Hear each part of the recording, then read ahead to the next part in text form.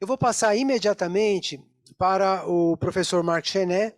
Ele é doutor em finanças, com pós-graduação acadêmica em economia, econometria e matemática aplicada. Ele hoje é professor de matemática financeira na Universidade de Zurique, desde 2003. Atualmente ele é presidente do Centro de Competência para Finanças Sustentáveis. É também professor convidado do Departamento de Filosofia e membro associado do Centro de Ética, todos na Universidade de Zurique. Além disso, em outros espaços, ele é presidente da Associação para a Renovação da Pesquisa e Ensino em Economia e Finanças, na Universidade de Friburgo, e é membro do Comitê de Pesquisa em Sustentabilidade da Academia Suíça de Ciências. É presidente do Grupo de Trabalho Sistemas Econômicos e Financeiros para o Bem-Estar. É ainda conselheiro da Fundação Ethos e membro da ONG europeia Finance Watch. Ele foi, até recentemente, metade do ano passado, o diretor do Departamento de Bancos e Finanças da Universidade de Zurique e professor titular do Departamento de Finanças e Economia da HEC, na França. Foi também decano associado, chefe do programa de doutorado e diretor do programa de finanças do mestrado internacional da HEC. Publicou inúmeros artigos científicos e periódicos e livros. Em especial, quero citar que ele é autor de um livro em português, A Crise Permanente, publicado pela Unesp em 2020. Professor Chenet, gostaria de colocá-lo. Seja bem-vindo, professor. Muito obrigado pela sua participação, pela sua interação conosco, foi sempre muito fácil, muito boa. Nós temos a facilidade, o professor Chenet fala várias línguas, entre elas o português, e ele apresentará a palestra em português. Muito obrigado pelo convite e pela introdução. Espero que meu português seja compreensível. Estou contente de ter a possibilidade de apresentar e explicar o conceito de microimposto. Na economia digital, no contexto atual de inflação, você pode ver as minhas folhas agora? Você pode ver as minhas folhas? Desculpa, você pode ver as minhas folhas? Posso. Manda projetar para ver se ela aparece toda. Ok. Vamos ver. Isso. Aí. Full screen, está bem? Tá bem, agora sim. Perfeito. Perfeito, obrigado. No contexto da economia digital, no contexto de inflação forte no mundo, não tem sentido de tributar tanto o trabalho e o consumo. Não tem sentido. É o paradoxo de uma economia moderna, digital, e de um sistema fiscal arcaico. Então, tem que ter uma solução aqui. E uma solução, não é uma solução mágica, mas uma solução é justamente o microimposto. Agora, para explicar esse conceito de microimposto sobre as transações eletrônicas, sobre os movimentos financeiros, tem que entender o papel, o tamanho do setor financeiro hoje em dia. E os seus produtos financeiros. Tem que entender um pouco isso antes de focalizar-nos sobre esse conceito de microimposto. Então, aqui o programa, né? Primeiro, justamente a financiarização da economia, o volume desmesurado de transações eletrônicas, depois o caso do Brasil, o caso da Suíça, e finalmente as vantagens do microimposto. Antes da conclusão.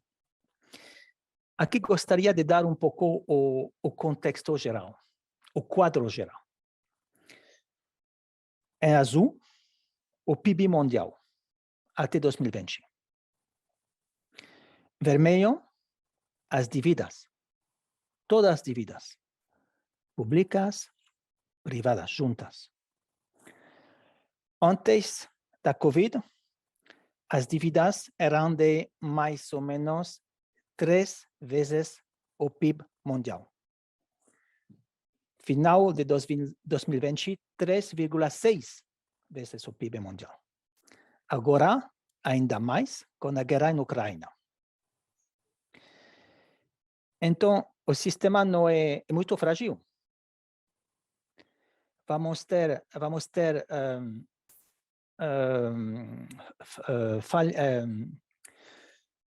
empresas que não vão ter a possibilidade de pagar as dívidas. E então, no contexto da financiarização da economia, tem produtos financeiros que se chamam derivativos, em verde aqui, que correspondem, de acordo com a BIS, Bank of International Settlements em Basileia, a 8 vezes o PIB mundial. É muito. Uma pequena parte desses produtos corresponde a seguros. É muito útil no mundo atual. Empresas precisam de produtos de seguros contra os movimentos financeiros, divisas, dólar, euro, está claro, mas somente uma pequena parte. Uma grande parte desses derivativos correspondem a, desculpa, como se fala? Eu preciso um pouco de ajuda de Simone Maria. Paris, bets, hein? Bets em inglês. Está tudo bem para a tradução? En anglais, en français. Apostas. Não, em português. Bets. Apostas. Então ele disse apostas. Paris, de Paris. Sim, apostas. em português, por favor. Sim, apostas. Apostas, São obrigado. derivativos. Corresponde a apostas. É um jogo, um cassino, Sim. são apostas. Correto. Então, apostas, muito obrigado. Essas apostas geram um risco sistêmico para a economia. Agora, aqui temos os números para o mundo, em verde. É interessante de analisar os dados da Bolsa Suíça. Cada semana tem dados sobre os derivativos na Suíça. Aqui dados de 2020. Você pode ver aqui, equity, em francos suíços, um montante enorme, quase 19 milhões de bilhões de francos. 19 milhões de bilhões de francos. É quase 25 mil vezes o tamanho do PIB da Suíça. Estou falando somente dos derivativos sobre equity, sobre ações para a Suíça. 25 mil vezes o tamanho da Suíça. Então, para melhor entender o tamanho no mundo financeiro hoje, porque não foi o caso faz 20 anos. É um fenômeno novo. Um ano depois, desculpa, não funciona agora. Vamos ver, não posso mudar a página, não sei porquê. Aí, tem um problema técnico. Não posso mudar, cambiar a página. Professor, clica no slide com o seu mouse e coloca a setinha para o lado. Desculpa. Teria que... Agora, escape. Vamos ver se funciona agora. Agora, Isso, 2021. Agora compartilha a tela, Sheila. Isso, professor. Sim. Você pode ver agora? Agora sim, obrigado. Obrigado. Espero que vá funcionar agora, sem problemas técnicos. 2021, um ano depois. O tamanho dos derivativos sobre ações na Suíça, para a Suíça, mais alto, correspondem a 50 mil. Não falei 50 mil o PIB da Suíça. Incrível. Tudo isso gera transações eletrônicas. Aqui tem a relação com o microimposto. Tem muitas transações eletrônicas com esses derivativos. Finalmente, 2022, depois do início da guerra na Ucrânia, caiu Então, esse volume para equity, chegamos em francos a mais ou menos 2.500 vezes o tamanho do PIB suíço.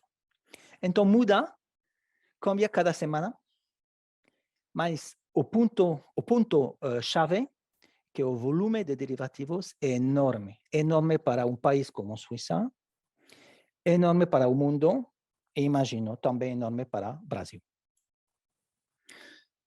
Aqui chegamos ao Brasil, o PIB mais ou menos 8 trilhões de reais, comparando com 200 trilhões valor nacional diário em derivativos. Também tamanho incrível, gigantesco.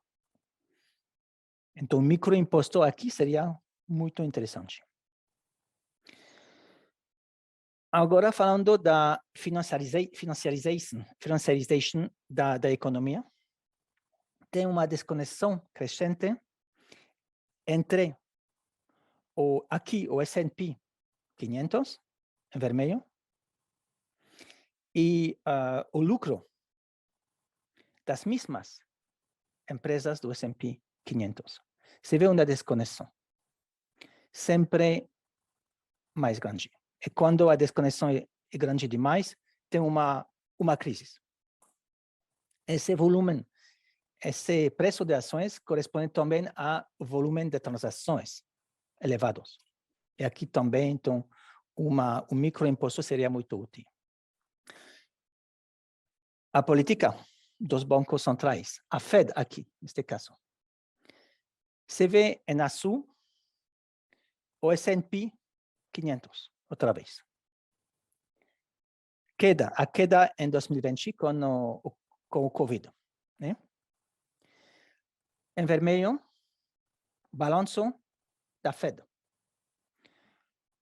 Justo durante a queda da bolsa, a Fed aumenta o seu balanço, faz compra, então, de produtos financeiros, que permite a S&P 500 de subir, crescer de novo. Essa política monetária corresponde também, gera também muitas transações financeiras. Outro fenômeno da financiarização da economia, recompra de ações. Entre 2005 e 2015, 30,5% dos lucros das empresas do S&P 500 foram utilizados para recompras de ações. E somente 10% para investimentos, somente. As recompras de ações atingirão 3,6 trilhões de dólares entre 2010 e 2019. É gigantesco. Todo isso corresponde também a transações eletrônicas gigantescas. As consequências sociais. Tema hoje é a justiça social. Aqui, se olhamos analisamos um pouco a distribuição de rendimentos ao nível mundial, aqui se vê um problema. Se vê para 90,99% da população é horizontal, aqui em vermelho, e para 0,001% é vertical. Essa parte da população, por exemplo, 50% da população mundial que sobrevive com máximo de 5,5 dólares por dia, não teria que pagar um imposto como a IVA, por exemplo. Porque eles precisam justamente mais poder de compra. Aqueles aqui poderiam pagar um microimposto sobre as transações. Porque hoje em dia, para gerar uma fortuna tão grande, aqui falou de 5 bilhões por ano, não milhões, bilhões. Tem que fazer muitas transações eletrônicas na bolsa, por exemplo. No caso do Brasil, para essas pessoas que são à esquerda aqui, que têm mais problemas financeiros. 90% dos brasileiros ganham menos de 3.500 reais por mês. Quase 50% dos brasileiros não têm acesso a redes de desgosto. Eles precisam justamente mais poder de compra. Então, substituir um imposto, introduzir o microimposto no lugar de impostos que têm um papel negativo no poder de compra, seria muito útil também no Brasil. Para as pessoas mais ricas do mundo, como exemplo Jeff Bezos, eles, para ter uma fortuna tão grande, eles têm que fazer transações. Jeff Bezos, em um dia, o 20 de julho de 2020, aumentou a sua riqueza de 13 bilhões de dólares. 13 bilhões, não falei milhões, 13 bilhões em um dia. É a primeira vez na história. 13 bilhões de dólares corresponde a 2 vezes o que receberão 1,3 bilhões de africanos no mesmo dia. Corresponde também a mais ou menos 10 castelos de Versalhes, perto de Paris. 10 castelos de Versalhes.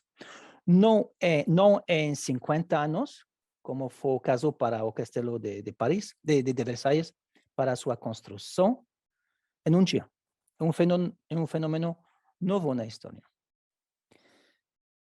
Um microimposto aqui seria útil, seria muito pouco para Jeff Bezos, 0,1% para cada transação, seria pouco, mas permitiria de ter uma distribuição de rendimentos mais equilibradas, mais justiça social. Agora, que são essas principais características da economia? Financiarização, então, ou seja, o nível de endividamento insustentável, o paradigma atual, crescimento de dívida, não funciona mais. Por quê? Porque a dívida cresce mais que o PIB mundial. Então, tem que pensar out of the box, fora da caixa, e ter outros paradigmas. Um volume excessivo de derivativos, incrível. Transações eletrônicas em nível elevadíssimo. Recompras de ações em ritmo acelerado. Política monetária que coloca o sistema financeiro sob perfusão dos bancos centrais. Foco sobre a liquidez do sistema financeiro e não sobre sua estabilidade. Quando tem demais liquidez no sistema, tem trade-off. A estabilidade tem problemas. E agora é o caso, que tem muita liquidez no sistema, o sistema é muito frágil.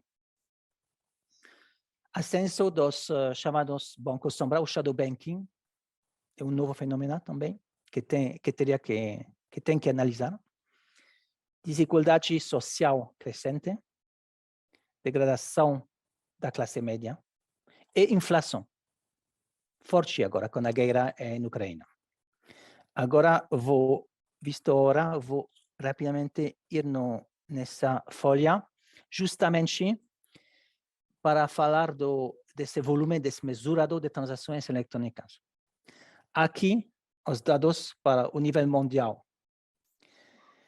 Até 2019 é um pouco difícil ter todos os dados, mas o ponto-chave é que as transações eletrônicas correspondem a um mínimo de 150 vezes o PIB.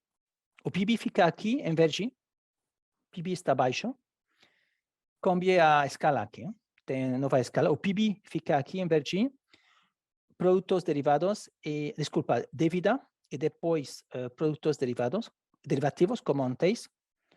Agora temos aqui as transações eletrônicas. Outra escala, 150 vezes o PIB. Enorme, gigantesco. No caso da Suíça, agora, teve uma iniciativa, justamente, o ano passado, faz 2 anos, para analisar esse conceito, temos mais ou menos 100.000 bilhões de francos suíços de transações, ou seja, 150 vezes o PIB suíço. Mas é uma estimativa conservadora. Na realidade, é mais alto que 150 vezes o PIB suíço. Interessante. Por quê? Porque o Banco Nacional mudou a forma de calcular estatísticas sobre os pagamentos eletrônicos em 2013. Seria interessante de comparar com o Brasil, se teve também essa mudança em 2013 ou depois. Porque o que fez o Banco Central na Suíça, as transferências diárias entre bancos e o Banco Nacional não são mais levados em conta a partir de 2013. Mas existem ainda hoje. Então, tem 60.000 bilhões de francos de transações eletrônicas que hoje em dia não são mais levadas em conta. Então, finalmente, na Suíça, imagino que as transações eletrônicas correspondem mais bem a 200 vezes o PIB que a 150 vezes o PIB. Incrível, gigantesco também. Então, o ponto-chave aqui, outra vez, o volume de transações eletrônicas é enorme e deveria constituir uma nova base tributária. Essa é a ideia. Não é uma ideia de esquerda ou de direita, é uma ideia moderna, inteligente, que corresponde a esse tempo moderno. Tem que ter soluções para dar mais poder de compra à classe média e para modernizar um sistema fiscal arcaico, para dar mais possibilidades nas PMEs e também decrescer o nível de burocracia. Então, estamos falando na Suíça de 0,1%. 0,1% sobre um volume de 100.000 bilhões de francos. Isso permitiria recolher 100 bilhões de francos cada ano. O objetivo na Suíça era de substituir o IVA, o imposto de renda, por um microimposto. E para fazer desaparecer a IVA e o imposto de renda, se precisa 45 bilhões de francos. E com o microimposto de maneira conservativa, se pode recolher 100 bilhões de francos. Então, com os outros 55 bilhões, se pode, por exemplo, financiar outro projeto social para o meio ambiente, etc., etc. Então, é muito elegante. É um microimposto muito pequeno, precisamente porque todos pagam. Cada vez que tem um movimento eletrônico, se paga. E como todos pagam, empresas, pessoas, física, moral, o alíquota é muito pequeno. E não tem exceção. Acabou muito fácil. Fácil, quer dizer, fácil tecnicamente. É difícil politicamente. Então, como funciona? Cada vez que uma pessoa vai no restaurante, paga 0,1% de microimposto, acabou. Cada vez que uma pessoa vai numa caixa eletrônica para pegar R$100, microimposto, 0,1%. Sem burocracia, eletrônico. No projeto suíço, está escrito que os bancos vão receber parte do dinheiro. Então, se vão na caixa para tomar R$100, tem 0,1% para para 10 centavos de microimposto e talvez 1 ou 2 centavos para o banco. Então, para os bancos seria um trabalho automático, fácil, sem riscos. Tornaria o microimposto tornaria os fluxos eletrônicos mais transparentes. Precisamos mais transparência hoje. Permitiria finalmente simplificar o sistema fiscal e reduziria a carga tributária sobre as famílias e indústrias. O caso do Brasil, então é difícil ter todos os dados. De maneira conservativa, no lugar de falar de 150 vezes para as transações eletrônicas, vou falar de 100 vezes o PIB. E já seria muito. Aqui um exemplo suíço, que vou comentar aqui no Brasil. Uma família com 2 filhos que recebe o equivalente de 500.000 reais por ano, economiza o equivalente a 20.000 reais se o microimposto substituir o IVA suíço. Já é interessante. O caso do Brasil, então falamos também de 1 para 1.000, 0,1%. Essa alíquota minimal sobre a cada transação eletrônica sobre um volume de cerca de 800 trilhões de reais, permitirá no Brasil recolher 800 bilhões de reais. É muito conservadora. Imagino que será mais. Permitiria, em particular, suprimir os tributos federais, como encargo sobre a folha de pagamentos, seria muito útil para dar mais poder de compra. E o PIS/COFINS. E, finalmente, financiar outros projetos para o meio ambiente e sociais. Que são as vantagens do microimposto? 4 elementos principais. A transparência é traçável e controlável. Facilidade de implementação, é automático, rápido, eletrônico, não tem burocracia, é fácil. Custo de conformidade menor, aumenta a competitividade das PMEs, tem muito menos burocracia.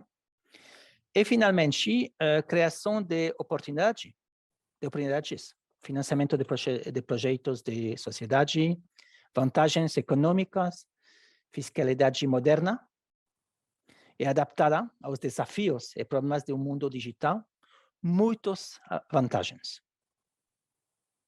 Agora, está bloqueado outra vez, não sei porquê. Voilà, outra vez, desculpa. Vamos ter a solução. Conclusão, então. Conclusão. A microimposição sobre um enorme volume de transações eletrônicas permitiria a superação de um sistema fiscal arcaico. Permitiria também maior justiça social ao distribuir carga de famílias carentes e classe média e tributar recursos legais e evasão fiscal com mais eficiência. Muito obrigado pela atenção.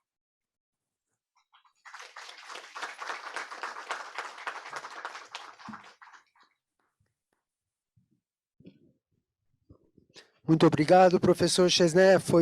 Foi muito oportuna a sua fala para todo esse movimento, para todas essas pessoas, em especial essa abordagem da justiça social, essa abordagem de capturar diretamente esse volume gigantesco, quase inimaginável das transações financeiras, né, que cria esse lugar de equidade, né, e muito oportuna essa contribuição. Eu gostaria de pedir que o Flávio Rocha ficasse na tela junto com o professor Chesné, e a gente poderia usar talvez uns 10 minutos para conduzir algumas perguntas ao professor Chesné agora em relação à sua apresentação. Nós temos, eu acho que a gente tem algumas perguntas aqui no chat. e nós temos também algumas perguntas que estão vindo de outros lugares, mas eu gostaria de abrir aqui a possibilidade de vocês colocarem algumas perguntas ao professor Chesné com a condução do Flávio Rocha. Eu não sei se o Flávio Rocha ainda está aí. Estou sim, Wilson. Quero parabenizar o professor Chesné. Ótimo. Os parabéns, realmente brilhante. E, professor, aqui essa discussão com relação à base, eu tenho sido quase uma voz solitária, porque sempre, até o nosso ministro da Fazenda, Paulo Guedes, sempre que menciona, e ele é um simpatizante da utilização dessa base, mas ele recorre a uma fonte que é contrária à utilização dessa base, que é o presidente do Banco Central, Roberto Campos Neto. E a informação que o presidente do Banco Central transfere ao Ministério da Fazenda e à Receita Federal é uma base histórica de 1993, quando o finado CPMF ainda existia. Naquela base, uma alíquota de 0,38% chegou a arrecadar 15% do PIB, ou seja, ela chegou a incidir sobre uma base de 7 PIBs. Mas é lógico que, com o crescimento enorme da financiarização, em quase 30 anos, né, a fonte confiável para esse volume de transações é a que o senhor recorre, o BIS, de Basileia, o Bank for International Settlements. E lá no Brasil, o Brasil figura como, pela sofisticação do nosso sistema bancário também, equivalente a outros países desenvolvidos, nós, naquela época, já no último dado disponível de 2018, o volume de transações do Brasil chegava a impressionantes 180 PIBs, que era equivalente a 400 trilhões de dólares. Isso significava, na época, já um pouco mais de 2 trilhões de reais. Portanto, uma alíquota de 0,1% seria suficiente para superar os 35% de arrecadação tributária brasileira, se nós incluirmos aí os 3 níveis de federação e ainda a Previdência, né? Então, realmente, o raciocínio que o senhor brilhantemente desenvolveu para a Suíça se aplica até com vantagens para o Brasil, porque o Brasil realmente já está no nível de financiarização, com seus aspectos positivos e negativos, positivo com relação à eficiência desse imposto, que permite realmente a gente raciocinar para um microimposto como imposto único, com alíquota inferior a algo em torno de 1/1000 da sua base, né? O 0,1% de alíquota. Mais uma vez, meus cumprimentos pela brilhante apresentação. De nada. Sim, exatamente, é verdade. É interessante de entender que as transações eletrônicas é um pouco um black box, não? É muito difícil ter todas essas informações. Na Suíça, tem informação sobre as transações interbancárias. Muito bem. Entre bancos, entre UBS e Credit Suisse, muito bem. Mas depois, transações intrabancárias. 2 pessoas, 2 clientes no Credit Suisse. Não tem informações, mas fazem transações. Então, existem essas transações. Derivativos, falei dos derivativos hoje. Tem muitas transações com os derivativos. Se estou falando de 25.000 vezes o PIB da Suíça, isso significa muitas transações. Mas não sabemos, um pouco opaco. Não sabemos exatamente, black box. Criptomoedas, muitas transações. Trading alta frequência, microsegundo, etc. Muitas transações. Então, quando falamos de 100, 150 vezes o PIB, é muito conservador. Estamos a 200, imaginamos mais. Mas isso precisamos transparência. Transparência, informação do Banco Central, da Bolsa, cada semana, cada mês, para saber exatamente tudo isso. Seria muito útil para um país como o Brasil, para a Suíça, saber exatamente se é 200 vezes, 180 ou 300 vezes. Muito bom. O professor Marcos gostaria também de colocar uma consideração sobre esse ponto? Gostaria, sim. Eu acho que um dos grandes debates hoje é qual o tamanho da base, não é? Da tributação sobre movimentação financeira. é lógico que a base usada na finada CPMF é uma base muito restrita, e a crescente financeirização do mundo expandiu a base para esses volumes gigantescos. A minha pergunta, professor Chesney, é o seguinte: uma boa parte dessas transações caracterizam essas transações de altíssima frequência, aonde às vezes uma mesma operação é feita 3, 4, 5, 6 vezes, às vezes por minuto, entre bancos ou entre pessoas, etc. De modo que uma alíquota de 0,1%, embora possa parecer muito baixa, nessas high frequency trading pode significar mais do que a própria rentabilidade da operação, cuja duração às vezes é minutos ou horas. Então, a pergunta que eu faço é a seguinte: como se definir, como chegar ao limite do que pode ainda ser objeto da tributação sobre movimentação financeira e o que poderia começar a ser prejudicado por esta atividade, ou se o objetivo é realmente inviabilizar o tipo de transação de alta frequência. Inclusive, o professor Weiss, que vai estar conosco num outro debate, está fazendo esse trabalho nos Estados Unidos, exatamente indo etapa por etapa, camada por camada, para saber até onde a transação suporta uma tributação, ainda que com alíquota muito mais baixa. Mas ele chega num ponto onde a alíquota efetivamente já supera até a margem de rentabilidade dessa operação. Então, queria... como definir esse threshold? Até onde se pode chegar? Não vamos chegar nos 25 mil PIBs, evidentemente, mas até onde se pode chegar sem prejudicar a atividade financeira? Obrigado pela pergunta. É verdade que o microimposto vai prejudicar o trading de alta frequência. É verdade. Eu penso personalmente que é positivo, porque a economia real não funciona no microsegundo. Falamos de dias, de semanas, de meses, de anos, mas não no microsegundo. Então, é verdade que vamos ter menos volume com o microimposto, vamos ter volume mais pequeno de transações eletrônicas. Mas se passamos de 250 vezes o PIB a 180 ou 200 vezes, tudo bem, não tem problemas. Então, para dar um exemplo, tem um sistema na Europa que se chama Target 2. As transações entre os bancos da Eurozone e o Banco Central e os bancos centrais de cada país. Aqui não falamos de trading de alta frequência. Falamos de transações normais. E já 40 vezes o PIB da mesma zona. 40 vezes o PIB. Somente isso. Não estou falando de transações intrabancárias. Então, se perdemos um pouco de transação a alta frequência, vamos ter mais estabilidade no sistema financeiro, seria muito útil. Mas era a minha apresentação. Menos liquidez, mais estabilidade. Melhor para quase todo o mundo. Esse é o ponto, de ter a mesma alíquota para todo o mundo.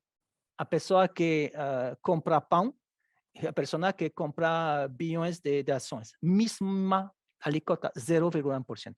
Elegante, prático, porque não tem que controlar.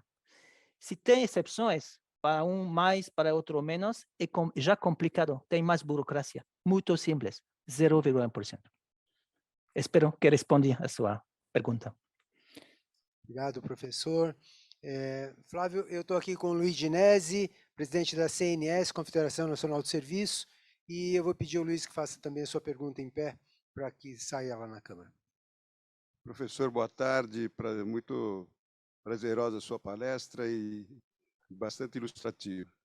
Agora, com relação às transações que foi com relação a isso, o senhor está falando que o senhor é favorável à diminuição dessas transações, a microtransações, inclusive dos derivativos. Mas isso não pode se canalizar tudo para questões por exemplo, da criptomoeda, fazer todas essas transações com criptomoeda em vez de fazer com recursos? Penso que não. Não tem perigo aqui. Na Suíça, por exemplo, tem restaurantes onde se pode pagar em Bitcoin. Mas o preço é em francos suíços. Então, você paga em Bitcoin, mas tem um câmbio de Bitcoin até francos suíços. E aqui se pega o microimposto. Cada vez que tem um movimento financeiro, se pega o microimposto. Então, se tem turistas no Brasil que pagam em dólares ou em euro, ou em Bitcoin, mesma coisa. Microimposto, se amanhã existe o microimposto no Brasil. Que seja micromoeda, ou que seja dólar ou euro, é a mesma lógica. Mas Sim? desculpe cortar. Mas o Banco Central controla a movimentação em criptomoeda aí na Suíça? Muito menos, é verdade, mas a característica das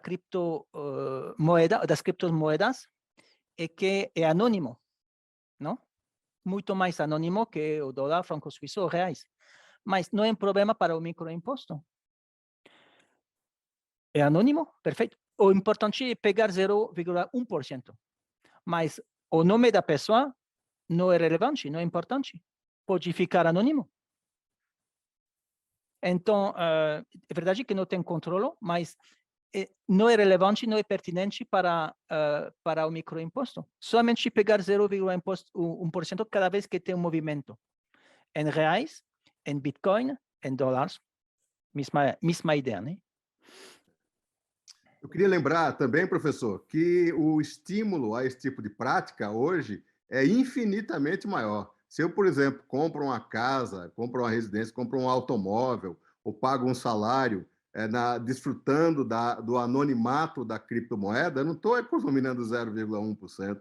Eu estou economizando, em alguns casos, 30% de ICMS, 35% de imposto de renda e toda uma miríade aí de outros impostos que correspondem a 10, 20, 100 vezes a alíquota de um imposto como o microimposto. Quer dizer, a base é tão gigantesca, portanto, a alíquota necessária para igual arrecadação é tão menor que, consequentemente, o estímulo a todo tipo de contorcionismo que no sistema atual se justifica, daí a enorme informalidade, né? À medida que a base cresce e a alíquota diminui, o estímulo a esse tipo de prática fica muito menor, né? E eu acho que também é importante que para um sistema tributário revolucionário como esse, ele deve vir acompanhado de algumas regras, como, por exemplo, só é válido juridicamente a transação que tiver circulado pelo sistema bancário, né? Como, Sim. da mesma forma que só é válido a compra de um automóvel ou a compra de uma residência se ele estiver devidamente registrado através de nota fiscal, pelos registros legais, né? Eu quero lembrar também que, com relação a operações mais sensíveis e menos sensíveis, como a High Frequency Trading, no próprio BIS, estão, no caso brasileiro, listados pelo menos 20 tipos de transações. Desde as transações da Câmara de Compensação dos bancos, normal, até transações de câmbio, transações de derivativo, transações do mercado de capitais, né? E é perfeitamente possível que a gente, de acordo com a sensibilidade de um tipo ou de outro de transação, como foi lembrado aqui, com certeza as operações mais sensíveis são aquelas do High Frequency Trading, se apliquem alíquotas diferenciadas, né? Para que, eu acho que, por exemplo, uma alíquota de 0,1% é perfeitamente possível, né? E vai trazer uma arrecadação enorme para o pagamento de um salário, uma operação mercantil. Mas você pode aplicar muito menos do que isso, por exemplo, uma operação de derivativo ou de high frequency trading. O importante é que, no fim, a alíquota média seja de 0,1%, distribuído entre os vários tipos de transação, as mais críticas e as menos críticas, né? Sim, uma decisão política no final do dia. Pessoalmente, penso que é muito mais fácil, do ponto de vista político e social, de falar de somente uma alíquota, é a mesma para todos. Uhum. Porque senão se abre a Pandora Box. Uhum. Porque ele tem menos que eu, etc. E nunca vai acabar. Eu quero também aproveitar, eu quero 0,08. Eu quero 0,07. É uma discussão que nunca vai acabar. Então, é somente a minha opinião. Penso que é mais simples, mais elegante. 0,1% acabou.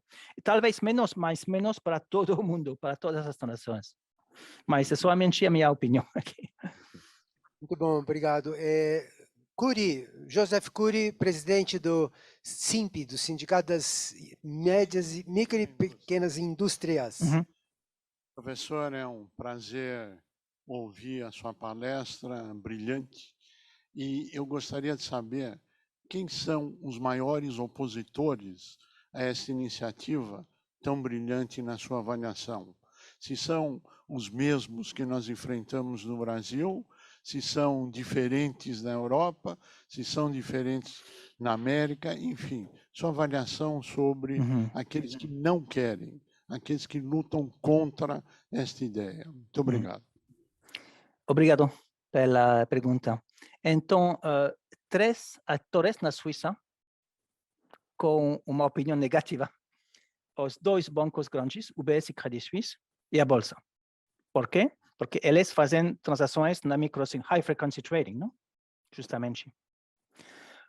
Tem muitos bancos na Suíça. O sistema financeiro não é homogêneo. Tem bancos grandes, pequenos, bancos cantonais.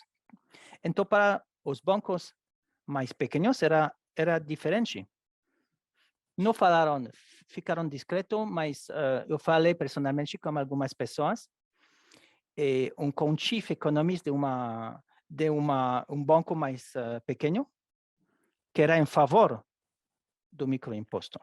E que falou isso publicamente, era o chief economist da Raiffeisen, porque é público. Ele era em favor do microimposto. Mas quando os bancos muito grandes, o sistema too big to fail, os bancos too big to fail, que fazem então high frequency trading, eles não querem ouvir de imposto, de microimposto, porque justamente talvez vai matar o high frequency trading. E uma bolsa hoje faz lucro justamente com transações. Então não quero ouvir de um microimposto.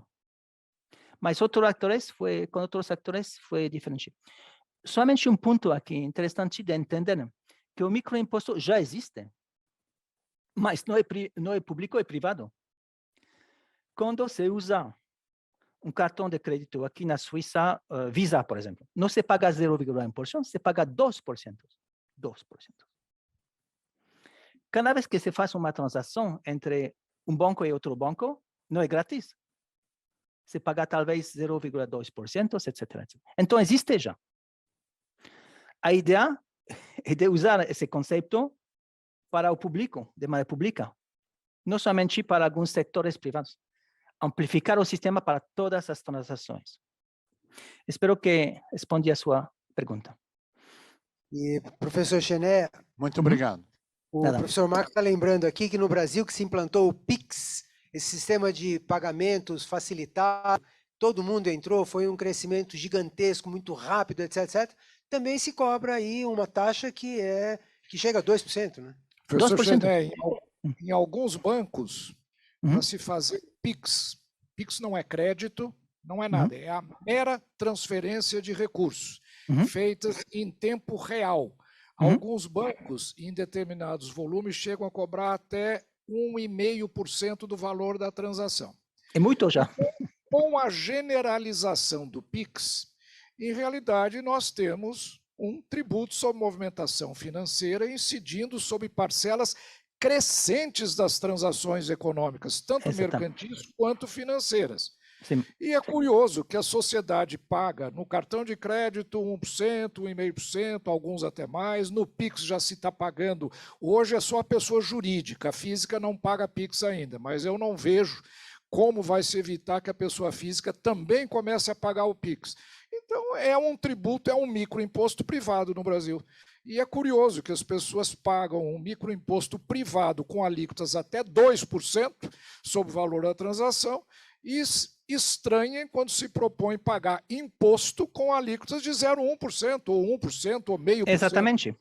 Enfim, é uma total irracionalidade. Eu só queria chamar a atenção quando o senhor falou que existe o microimposto privado. De fato, existe já no Brasil também. Também. É mais que o microimposto, quando se chegamos a 1,5% ou 2%, já é muito. O Flávio, se você me permite, nós podemos fechar a sessão. Eu tenho mais uma pergunta só que eu queria pegar do pessoal online. Tem algumas perguntas, mas eu gostaria de colocar só uma, professor Chesné, que leva para uma outra direção que eu achei interessante. A pergunta do Marcos Galego. Há previsão de que empresas que tragam impacto positivo na sociedade tenham uma alíquota de imposto menor? Por exemplo, empresas que podem colaborar com problemas de mudanças climáticas. Eu acho que o senhor já meio que respondeu quando você fala que o ideal é aquele sistema flat, né? Uma alíquota para todo mundo, mas essa questão das empresas de impacto, que é um movimento que vem crescendo, empresas que são beneméritas, empresas que ajudam a sociedade, como é que o senhor vê isso? Primeiro, você falou de flat. Um ponto importante. O microimposto não é um flat tax. Por quê? Porque tem pessoas ou empresas ou bancos que fazem muito mais transações que outras empresas, outras pessoas. Então, não é flat. Sim, mas é verdade que seria útil de favorecer empresas que têm um papel positivo na economia. Mas eu falei no início que o microimposto não é imposto mágico e único. Eu penso que tem que acabar com outros impostos, verdade? Mas não todos os impostos. Então, talvez tem possibilidades de usar outros impostos justamente para favorecer, para ajudar empresas que têm um papel positivo para a sociedade. O microimposto não pode fazer tudo aqui. Obrigado. Beleza, ótimo, muito bom. Olha, foi excelente essa sessão. Eu queria agradecer muito ao professor Chesné, ao Flávio, que nos conduziu também mesmo à distância. Agradecer a vocês que trouxeram perguntas muito instigantes e eu acho que nós tivemos um grande ganho nessa sessão. E eu vou, assim, muito rapidamente, o professor Chesné fica conosco também, continua conosco, Flávio, e eu gostaria de entrar... sim, vamos uma salva de palmas, né? Agradecer e demonstrar